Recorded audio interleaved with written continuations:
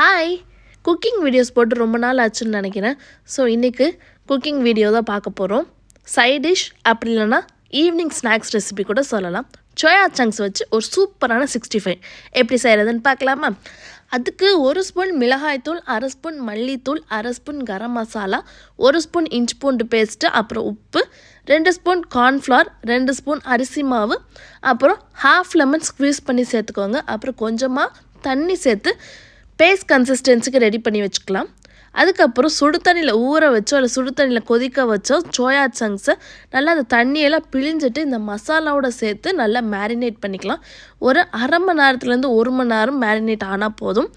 கடாயில் எண்ணெய் சூடானதும் நம்ம மேரினேட் பண்ணி வச்சுருந்த சோயா சங்க்ஸை ஒன்று ஒன்றா சேர்த்து ஃப்ரை பண்ணி எடுத்தோன்னா செம்மையான சோயா சங்க் 65 ரெடி.